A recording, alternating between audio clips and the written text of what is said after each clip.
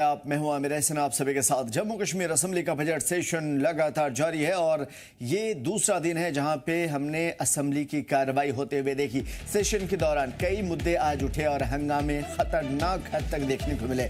कश्मीरियों पर हमले की मजम्मत, स्टेटहुड की बहाली और इस तरह के न जाने कितने सारे मुद्दे, लोगों के मसाइल से सरकार की अनदेखी। उमर अब्दुल्ला ने तमाम तर मामले पर रद्द-ए-अमल का इजहार किया है। दीगर सियासी पार्टियों के सीएम मामले को नोटिस लेने की बात कही। कई लीडरान ने इस तरह के इल्जामात लगाए कि सरकार एटलीस्ट नोटिस तो ले, मुलजिमीन के खिलाफ सख्त से सख्त एक्शन हो। अपोजिशन लीडर ने एनसी पर ही तनकीद कर डाली। विजन डॉक्यूमेंट को बताया बेहद मायूस कुन, अपने वक्त पर ही स्टेटहुड मिलेगा, ये एलओपी ने कहा है। लीडर ऑफ अपोजिशन ने कहा है कि आप स्टेटहुड की रट मत लगाइए, स्टेटहुड आपको वक्त पर मिलेगा, वही सेम अप्रोप्रिएट टाइम वाला मामला। एनसी हमारे एजेंडे का साथ जुड़ रही है, ये एलओपी ने कहा है। नेशनल कॉन्फ्रेंस अब उस एजेंडे पे काम कर रही है जिस पे बीजेपी चल रही है। यानी कि लीडर ऑफ अपोजिशन का ये सवाल काफ़ी अहम मायने रखता है। एनसी हमारे एजेंडे के साथ जुड़ा हुआ है और जुड़ रही है। इस तरह के मुद्दे एलओपी ने कहे हैं, इस तरह की बातें स्टेटमेंट एलओपी ने दिए हैं। जम्मू कश्मीर का बजट सेशन लगातार असेंबली का चल रहा है और आज सेशन के दौरान कई अहम मुद्दों पर हंगामे भी हुए।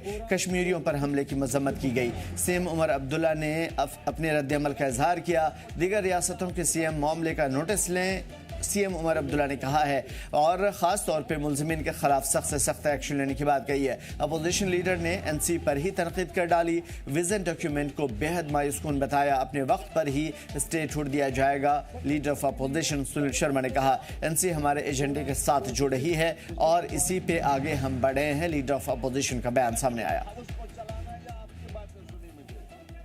के चीफ मिनिस्टर साहब से गुजारिश करता हूँ कि मेहरबानी करके इस पर वो फौरी तौर कार्रवाई करें और ये जो कश्मीरियों को विक्टिमाइज और तंग करने का सिलसिला चल रहा है इसको रोकते हैं। उमर साहब, स्टार्ट बैंक का जो है वो एफडी मैच्योर हो रखी है 22,000। जो बजट के हवाले से जो भी कहना होगा हाउस के अंदर कहूँगा। और जम्मू कश्मीर असेंबली का बजट सेशन इस वक्त भी जारी है। इसको लेकर के अपोजिशन लीडर सुनील शर्मा ने अपने रद्द-ए-अमल का इजहार किया और कहा कि विजन डॉक्यूमेंट बेहद मायूस कुन था। देखिए, बड़ी बदकिस्मती है कि कल जो गवर्नर एड्रेस पढ़ा गया और जो सरकार का विजन डॉक्यूमेंट होता है, रोड मैप होता है, वो निराशाजनक था, वो डिसअपॉइंटिंग था। उसमें कहीं भी किसी भी सेक्शन को कुछ होते हुए नहीं दिखा। नेशनल कॉन्फ्रेंस को तब गालियां पड़ी जब कश्मीर में लोगों ने देखा कि भाई स्टेटहुड की इनने डिमांड नहीं की। रात भर कश्मीर से इनको टेलीफोन आए, इनके एमएलएज को, इनकी सरकार को। तो सुबह एक आईवाश के लिए ये यहाँ पे खड़े हुए कि भाई हमें स्टेटहुड चाहिए। स्टेटहुड जब आएगा तभी आएगा, वो नरेंद्र मोदी जी की कमिटमेंट है। नेशनल कॉन्फ्रेंस कहती है कि भारतीय जनता पार्टी साथ क्यों नहीं देती? किस चीज के लिए हमें साथ देने की आवश्यकता है? हमने कहा है कि हम देंगे। हम इनके कहने पे थोड़ी टाइम फिक्स करेंगे, जब देंगे तब देंगे। हम डिमांड हमारे साथ नहीं, इसका देखिए सर, देखिए गालियां इनको पड़ी है, कश्मीर से लोगों ने सवाल इनको पूछे हैं, तो हम उसमें साथ क्यों हो जाएं इनके? हमने कहा है कि हम देंगे और जब देना होगा तब देंगे। हम Bharatiya Janata party national conference के एजेंडे से थोड़ी टोक करेंगे। हाँ, ये हमारे एजेंडे के साथ मिल रहे हैं क्योंकि ये एजेंडा हमारा है, नरेंद्र मोदी जी का एजेंडा है। और जम्मू कश्मीर असेंबली में एलजी के खिताब पर मोशन ऑफ थैंक्स पे चर्चा में बनी असेंबली हलके से आज़ाद एमएलए डॉक्टर रामेश्वर सिंह ने उमर सरकार की तारीफ की और दावा किया कि मौजूदा सरकार अपनी मुद्दत कार में अपने तमाम वादों को पूरा करने में कामयाब होगी। अपने हलके में तालीम और सेहत के अलावा दीगर शोबों के तरक्याती मनसूबे का जिक्र करते हुए उनके लिए फ़ंड जारी करने पर वज़ीर आला और वज़ीर सेहत और वज़ीर तालीम का शुक्रिया अदा किया। इस मौके पर उन्होंने स्टेटहुड को जम्मू कश्मीर के लोगों का बुनियादी हक बताते हुए जम्मू को अलग स्टेट बनाने की मांग करने पर बीजेपी की तनकीद भी की। स्पीच के दौरान बानी विधायक ने साबिका पीडीपी बीजेपी इत्तेहाद पर तंज भी कसा और इसके हवाले से उन्होंने अपने हल्का असेंबली का नाम लेकर के बेहद मज़ेदार तबसरे भी किए। बता दें कि डॉक्टर रामेश्वर सिंह उमर सरकार की हिमायत कर रहे हैं। बनी इस बार बनी, इससे पहले ना किसी की बनी ना कोई बनी का बना, इस बार बनी की भी बनी और बनी के भी बने। सर, स्टेट, हमने एक स्टेट में जन्म लिया है, हमने यूटी में नहीं लिया है और मैं चाहूंगा कि मेरी मौत स्टेट में हो, यूटी में ना हो। मेरे आने वाली जनरेशन जो है वो स्टेट में सांस ले पड़े, यूटी में ना ले। तो स्टेटहुड की एक लड़ाई है सर, जो हमारा जन्मसिद्ध अधिकार है, और ये स्टेट सर ऐसी नहीं नहीं बनी। ये किसी की जागीर नहीं है कि कोई उठ के आएगा, जब मन करेगा तोड़ देगा, जब मन करेगा लेह लद्दाख को अलग कर देगा, जब मन करेगा यूटी बना देगा। ये जम्मू कश्मीर सर एक इतिहास है। बात इतनी है कि आज एक आवाज उठ रही है कि जम्मू को अलग स्टेट बनाई जाए। आगे कितने टुकड़े करोगे मुझे ये जानना है। कल को जम्मू स्टेट से चीफ मिनिस्टर नहीं बना इनका तो क्या बोलेंगे कि कठुआ, जम्मू और उधमपुर को स्टेट बना दिया जाए। सरकार चलाने का जनाब मौका सबको मिला था, लेकिन कई 3 साल से ज्यादा नहीं चला पाए। कई 3 साल में ही हाथ खड़े करके समर्थन उन्होंने भी उनको दिया जिनके साथ उनकी सोच नहीं मिलती थी, विचार नहीं मिलते थे। लेकिन जनाब 3 साल से ज्यादा सरकार उनकी भी नहीं चली। और मैं चाहता हूं कि सीएम साहब जिस तरीके से सरकार चला रहे हैं, मुझे यकीन है आने वाले वक्त में हमें स्टेट भी मिलेगी, हमें खोया हुआ रुतबा भी मिलेगा। हमारे लोगों को जो उम्मीद है इस सरकार से वो पूरी होंगी। और खिताब के दौरान डॉक्टर रामेश्वर सिंह ने ऐवान के मेंबरान को आइंदा इतवार को होने वाले बनी विंटर फेस्टिवल में आने की दावत भी दे डाली। उन्होंने कहा कि आने वाले दिनों में बनी जम्मू रीजन का सबसे बड़ा टूरिस्ट स्पॉट बनने वाला है।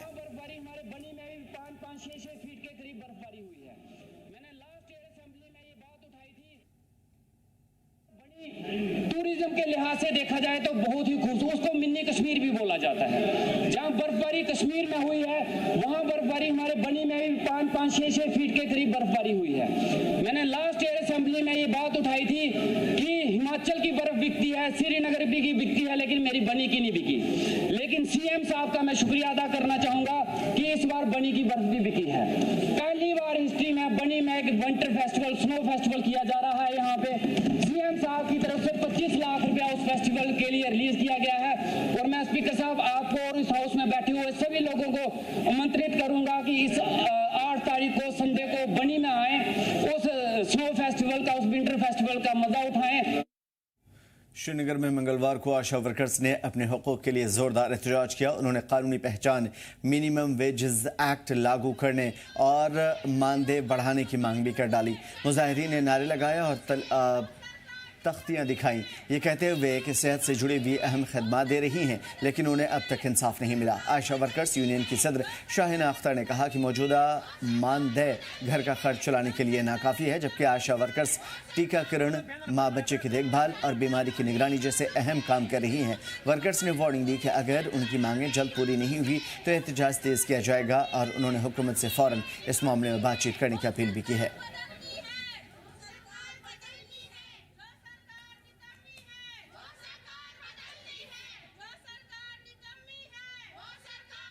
हमें आशा वर्कर का स्टेटस मिले, हमें मिनिमम वेज एक्ट के दायरे में लाया जाए, हमें ईपीएफओ और ईएसआई की कवरेज मिले, ताकि हम भी अपनी घर गृहस्थी, अपने बाल बच्चों को पढ़ा लिखा सके और अपनी घर गृहस्थी चला सके। तो कितने सालों से आप इस वक्त ये सफर कर रही हो? हम 20 सालों से ये सफर कर रहे हैं सर। कितनी सैलरी ले रहे हो आप लोग? 2000 ले रहे हैं सर। तो अभी बजट सेशन चल रहा है श्रीनगर में, जम्मू में विधानसभा सत्र चल रहा है, तो क्या आप उम्मीद लगा के बैठे हो?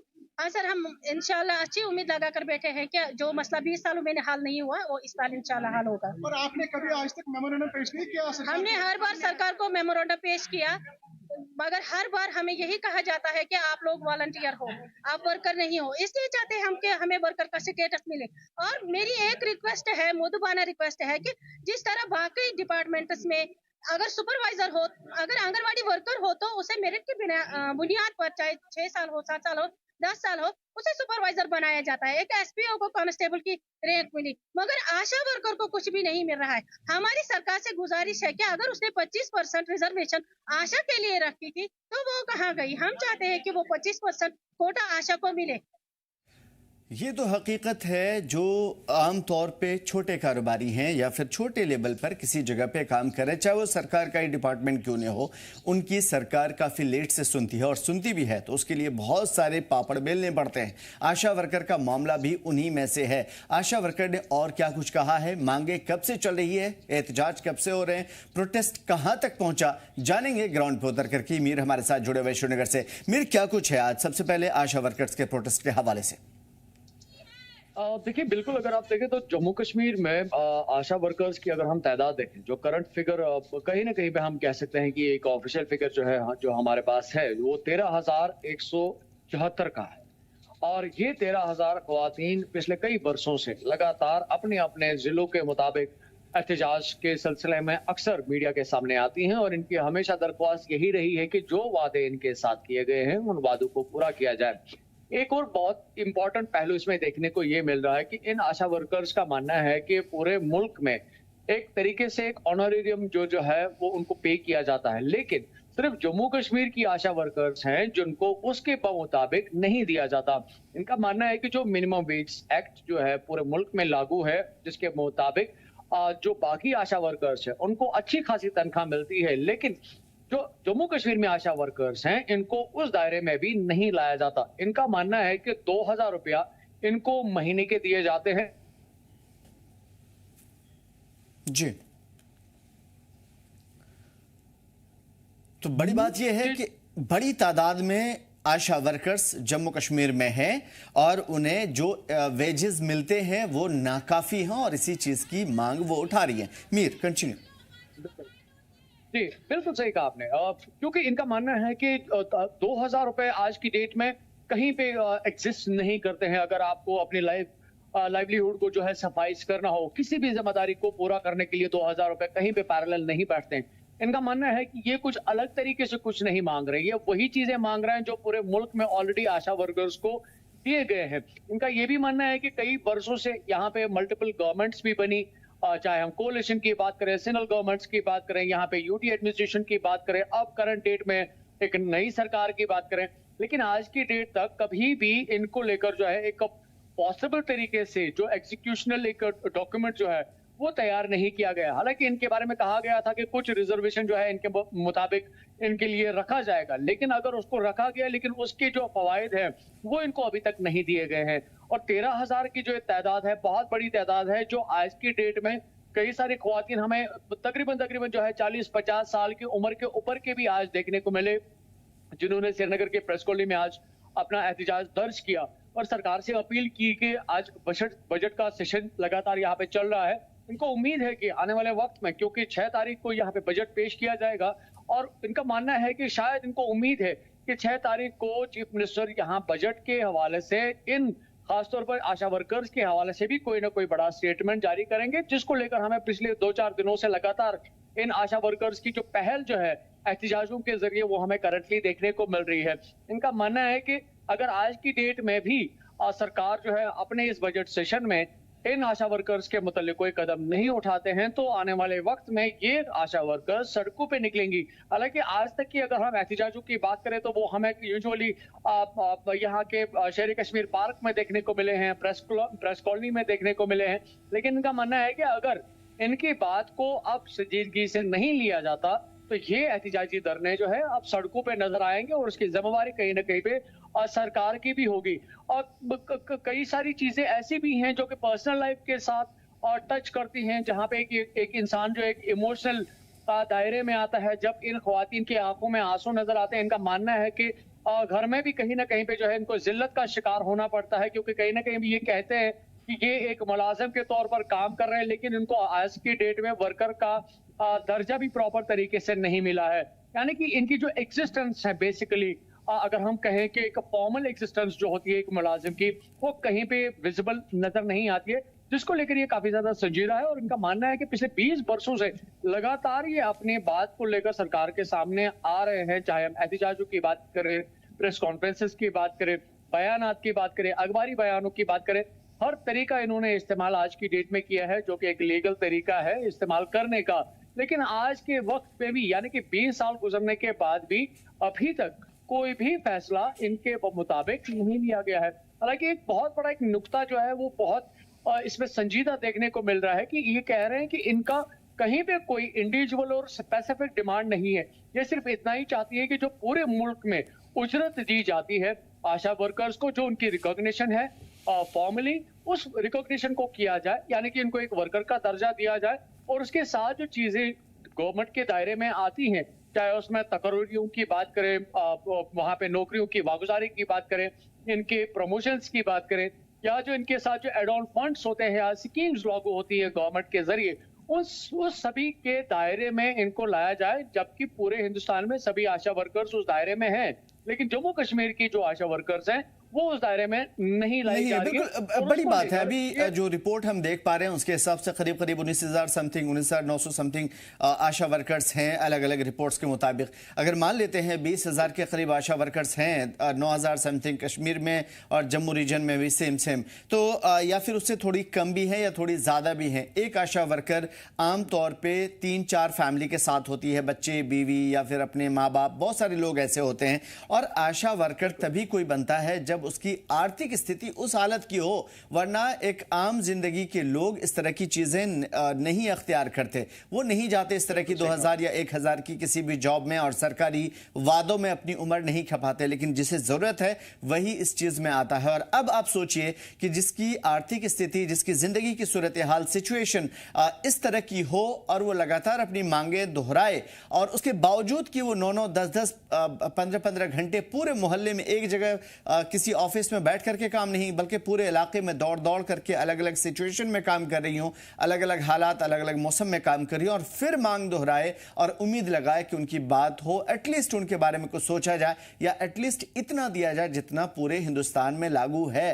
तो यकीनन इस चीज पर इस सरकार को, एडमिनिस्ट्रेशन को, अपोजिशन को गौर करना चाहिए। और सिर्फ आशा वर्कर का ही मामला नहीं है, डेली वेजर्स में बहुत सारे ऐसे हैं जिसको अगर गिनवाया जाए तो एक लंबी फहरिस्त बन जाएगी। शुक्रिया मीर तमाम तर बेहतरीन मालूमात और तमाम तर जानकारी के लिए। पुलवामा जिले में तेज आंधी से हाई डेंसिटी सेब के बागों को बड़ा नुकसान पहुंचा है। लगभग 33 कनाल जमीन पर फैले हुए करीब 10,000 सेब के दरख्त तबाह हो गए। एक हाई डेंसिटी का जो पौधा होता है वो बहुत महंगा होता है और इस वजह से महंगा क्योंकि इसके अंदर आमतौर पे इसकी देखभाल बहुत ज़्यादा महंगी होती है। हर वक्त इसको नज़ाकत से पालना पड़ता है क्योंकि इसके सेब अच्छे होते हैं, टेस्ट में अच्छा होता है, ज़्यादा फ्रूट्स इसमें उगते हैं। और 10,000 से अगर ज़्यादा दरख्त तबाह हो जाए तो सोचिए कि किसानों की ज़िंदगी कितनी ज़्यादा भयंकर रूप ले लेगी। करोड़ों रुपए का नुकसान हुआ है। मुतासरीन बागबान लगातार हुकूमत से मुआवजे की मांग कर रहे हैं क्योंकि बागबान ही उनकी रोजी रोटी का मुख्य जरिया रही हैं। जनूबी कश्मीर के पुलवामा में बड़ी आबादी का गुजर सीधे इन तमाम तर चीज़ों पे, डायरेक्ट इनडायरेक्ट इन्हीं तमाम तर चीज़ों पे होता है। हार्टिकल्चर पे है। चीफ हार्टिकल्चर ऑफिसर पुलवामा रियाज अहमद शाह ने कहा है कि महकमे की टीमों ने नुकसान का जायजा लिया है और मुतासरा किसानों को हर मुमकिन मदद दी जाएगी। देखिए, हमने ऑन प्रायोरिटी, मैं खुद वहाँ पे गया, उन साइट्स पे मैं गया, अपने फील्ड स्टाफ को ले लिया, मैंने अपने टेक्निकल एक्सपर्ट को मेरे साथ थे, उनको मैं ले गया ऑन स्पॉट, उनको मैंने विजिट किया और बाग वालों के साथ मैंने बात की। उसके बाद जो मैंने टेंटेटिव असेसमेंट वहाँ पे किया, कितना डैमेज वगैरह हुआ वो मेरे पास है। उसके बाद जो कंसर्न हमारे पीज है, जो कंपनीज है जो इन बागात को एस्टेब्लिश करते हैं, जिन्होंने इन बागात को एस्टेब्लिश किया है, उनको मैंने यहाँ पे बुलाया, उनसे मैंने बात की तो उन्होंने यकीन दहानी की कि उनसे जितना हो सके वो उनकी इमदाद करें। वादी कश्मीर में हाल ही चली तेज तूफानी हवाओं से जिला पुलवामा में हाई डेंसिटी एप्पल ऑर्चर्ड्स को काफी ज्यादा नुकसान पहुंचा। अगर जिले की मैं बात करूं तो जिले में करीबन 33 कनाल हाई डेंसिटी एप्पल आराजी को काफी ज्यादा नुकसान पहुंचा और करीबन 10,000 जो है अलग अलग वैरायटी के हाई डेंसिटी एप्पल जो ट्रीज है वो पूरी तरह से तबाह हुए और जो फैमिलीज इससे अपना रोजगार कमा रहे थे वो बुरी तरह से मुतासिर हुए और लगातार सरकार और डिपार्टमेंट ऑफ हॉर्टिकल्चर से ये गुजारिश कर रहे थे कि उन्हें जो है माली मावनत की जाए। चीफ हॉर्टिकल्चर ऑफिसर पुलवामा का ये कहना है कि उन्होंने पूरी तरह से जो है डैमेज की असेसमेंट जो है वो कंप्लीट की है और हर पॉसिबल हेल्प जो है वो इन अफेक्टेड फैमिलीज को दी जाएगी ताकि वो फिर से जो है अपना ये सोर्स ऑफ अर्निंग स्टैंड कर पाए। जी जम्मू कश्मीर लद्दाख के लिए पुलवामा से मैं मीर बुरहान। बीजेपी जम्मू कश्मीर के स्पोक्सपर्सन मंजूर अहमद भट्ट ने कहा है कि बीजेपी की हुकूमत वाली रियासतों में कश्मीरी महफूज हैं जबकि कांग्रेस की हुकूमत वाली रियासतों में उनके साथ बदसलूकी हो रही है। उन्होंने दावा किया है कि हिमाचल समेत कई कांग्रेस की हुकूमत वाली रियासतों में कश्मीरियों के साथ ज़्यादतियाँ हुई हैं लेकिन ज़्यादातर मामलों में FIR तक दर्ज नहीं हुई। मंजूर भट्ट ने कहा कि उत्तराखंड में बीजेपी हुकूमत ने तुरंत जाँच शुरू की है जो कि साबित करता है कि बीजेपी कश्मीरियों के तहफ़्फ़ुज़ के लिए संजीदा है। उन्होंने साबित किया है कि ऐसे शरारती अनासर के खिलाफ सख्त कानूनी कार्रवाई होगी। उन्होंने ये भी कहा है कि मरकजी वज़ीर दाखिला ने साफ तौर पर कह दिया है कि देश में कहीं भी कश्मीरियों के साथ नाइंसाफ़ी बर्दाश्त नहीं की जाएगी। साथ ही उन्होंने नेशनल कॉन्फ्रेंस से सवाल भी किया कि उसने कांग्रेस की हुकूमत वाली रियासतों से कार्रवाई की मांग क्यों नहीं की। स्टेटहुड में हमने वादा किया है आने वाले वक्त में जब लगेगा कि हमारा जम्मू कश्मीर जिस मुसीबत से नेशनल कॉन्फ्रेंस और कांग्रेस दौर में था उससे निकला, स्टेटहुड इंशाल्लाह ऑटोमेटिकली वापस आएगी। दूसरा सवाल आपका था कि जो अभी जो इंसिडेंट्स होते हैं जो हम कश्मीरी लोग, चाहे वो शॉल सेलर है, चाहे हमारे वहाँ बच्चे पढ़ते हैं, बिजनेस करते हैं, देखिए आप सब जर्नलिस्ट है, अब मुझे लगता है आप हमसे सवाल पूछते हैं, आपका हक है, लेकिन आपको उन लोगों से भी सवाल पूछना चाहिए जो अभी सरकार में है। अगर ये इंसिडेंट्स हम देखें, सबसे ज्यादा आप देखेंगे जो कांग्रेस रूल्ड गवर्नमेंट्स है, हिमाचल प्रदेश में सबसे पहला इंसिडेंट हुआ और अफसोस का मकाम है अभी तक 25 केसेस कांग्रेस के रूल्ड गवर्नमेंट हिमाचल प्रदेश में आए हैं और एफआईआर एक की लगी है, इन्वेस्टिगेशन एक केस की हुई है और 24 लोगों को अभी तक वहां से इंसाफ नहीं मिला। उसी बरक्स आपने उत्तराखंड में देखा, बीजेपी की सरकार है, वहां एक इंसिडेंट हुआ, शरारती तत्व किसी भी जगह होते हैं, वो हमारे इस कश्मीर में भी है, उनका काम होता है कि ऐसे अफरा तफरी मचाना, लेकिन जो ही वो इंसिडेंट सामने आया हमारी सरकार ने तुरंत कार्रवाई करके उस कल्प्रिट को जेल भेजा और हमारे होम मिनिस्टर साहब ने साफ लफ्जों में कहा कि इस तरीके के इंसिडेंट अगर कहीं भी देश भर में होते हैं कश्मीरियों के साथ, वो इंसिडेंट बर्दाश्त नहीं किए जाएंगे। गांधरबल में कांग्रेस ने टाउन हॉल में मनरेगा बचाओ संग्राम शुरू किया है और मनरेगा की अहमियत और बेनिफिशरीज की हुकूक बचाने पर जोर दिया है। प्रोग्राम के दौरान विमेन विंग की जिला सदर शाहीन बेगम मौजूद थी। इस मौके पर जम्मू कश्मीर कांग्रेस सदर शमीमा राणा और AIMC की सेक्रेटरी नुसरत अली भी मौजूद रही। स्पोक्स पर्सन ने स्कीम में रुकावटों पर तशवीश का इजहार किया और शफाफ और जवाबदेही की जरूरत पर जोर दिया। आपको पता होगा पूरे जम्मू कश्मीर के पूरे ऑल ओवर इंडिया में आज मनरेगा बचाओ संग्राम चल रहा है और हमारे हक का प्रोग्राम चल रहा है। उस स्टडी को लेते हुए हम जो हमारे आदरणीय राहुल गांधी जी ने, आपको पता होगा, एक रेजोल्यूशन पास किया गया था कि हम मनरेगा बचाओ संग्राम प्रोग्राम करेंगे हर जगह और इंडिया। तो वैसे स्टडी को लेते हुए हम आज यहाँ पे अभी गांधरबल में भी आए हैं। आपको पता होगा हाल ही में भाजपा सरकार ने जो मनरेगा का नाम बदल के बीजी राम जी के नाम से स्कीम लॉन्च की है, लेकिन उस में अगर देखा जाए तो जो हमारे नौजवान का रोजगार था वो सेफ नहीं है। क्योंकि पहले मैं ज्यादा गहरा में नहीं जाऊंगी, शॉर्ट में ही कहूंगी कि पहले मनरेगा का प्रोग्राम हुआ करता था, उसमें क्या था कि ग्राम पंचायत बैठती थी, फैसला होता था, तो लोगों आम लोगों से राय पूछी जाती थी, तो वैसा अब नहीं होगा। तो सीधी सी बात है, ये जिस तरीके से देश में एम्प्लॉयमेंट देने में अनसक्सेसफुल है, उसी तरीके से मनरेगा के मजदूर को मजदूरी देने में अनसक्सेसफुल है। तो ये दिखाना ये चाहते हैं कि यहाँ के मजदूर की जो मजदूरी ना दे करके उसको फाइनेंशियली वो कमजोर करना चाहते हैं। हम तो सड़कों पे आ चुके हैं, हमारे प्रोटेस्ट, हमारी सारी चीजें पूरे ऑल ओवर इंडिया चल रही है। राहुल जी लगातार ये आवाज उठा रहे हैं, हमारी राष्ट्रीय प्रेसिडेंट महिला कांग्रेस कलका लांबा जी उठा रही है, जम्मू कश्मीर में हमारी शमीमा राणा जी उठा रही है, और हम लोग का मकसद ही है, जैसे ये हम डिस्ट्रिक्ट प्रेसिडेंट है, ये सब मिलकर एक यूनाइट क्यों हुए हैं? क्योंकि देश में गुलामी का दौर केंद्र सरकार फिर से लाना चाह रही है। ये आला हाईकमान डिसाइड करेंगे, लेकिन हम ये कहते हैं कि कांग्रेस हर तरीके से गांधरबल में भी मजबूत है, तो पार्टी को अपना एक स्ट्रॉन्ग डिसीजन लेने चाहिए।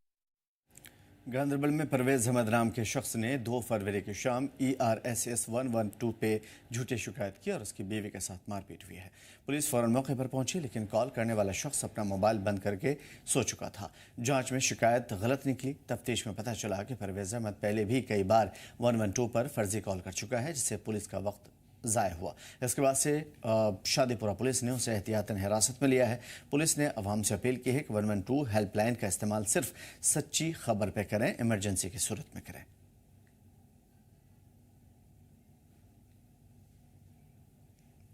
श्रीनगर में अफसरान ने बताया है कि नेशनल इन्वेस्टिगेशन एजेंसी NIA ने आज वादी कश्मीर में दहशतगर्दों के इकोसिस्टम की जांच के सिलसिले में रैनावारी इलाके में एक मुश्तबा के घर में तलाशी ली। उन्होंने बताया कि तलाशी हजारी बाजार इलाके में एक रिहायशी घर में सुबह की गई। अफसरान ने बताया कि NIA ने सोमवार को कश्मीर में 3 जिले में 6 जगह पर छापेमारी की थी, जिसमें बारामूला जिले के रफियाबाद, सोपोर और बोमाई, बांडीपुरा और श्रीनगर का प्रेमपुरा इलाका शामिल है। NIA अफसरान ने बोमई में जमात इस्लामी के साबिक लीडर गुलाम अहमद शेख और साबिक दहशतगर्द इकबाल शेख के घर पर छापेमार कार्रवाई की।